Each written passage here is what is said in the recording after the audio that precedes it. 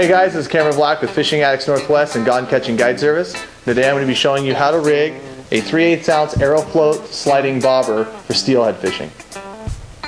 Okay, so I got my spinning rod here loaded up with braided line, and what I'm going to do first is take these little egg stops and add it to my main line. Slide that up. I'm going to follow it by a bead.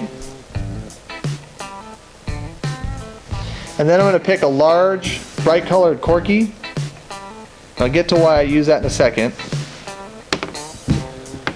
Now I'm going to add my bobber.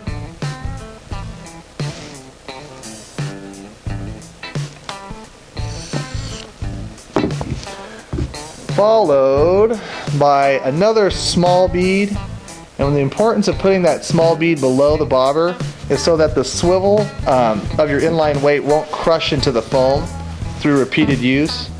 And then I'm going to tie my inline weight. Now I'm tying a 1/4 ounce inline weight with a 3/8 ounce bobber here because I'm going to add an 1/8 ounce jig here in a second.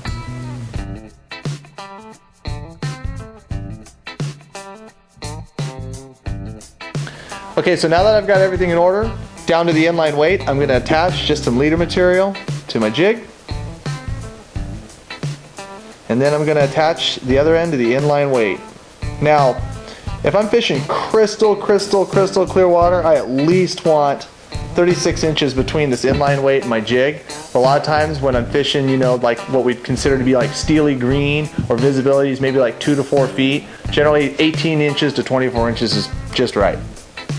Back to the significance of why I put that corky above the bobber. A lot of times when I'm guiding new clients down the river and they're getting accustomed to casting the rods, you know, with that jig tied onto the other end and the inline weight, sometimes things tend to wrap up. If you don't have something that can quickly identify that when you're across the river, you know, you're going to have people casting and they're not going to be fishing effectively. What will happen is when you cast that out and everything's correct, that weight will pull down on the bobber and it'll put that corky, it'll perch it right on top there.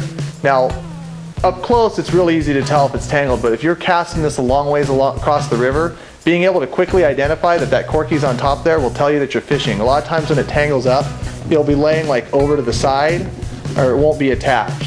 It's a very useful tool for keeping your guys basically fishing in the strike zone. Alright guys, so here's the completed setup. You know, there's a couple advantages to running the inline weight and the sliding bobber.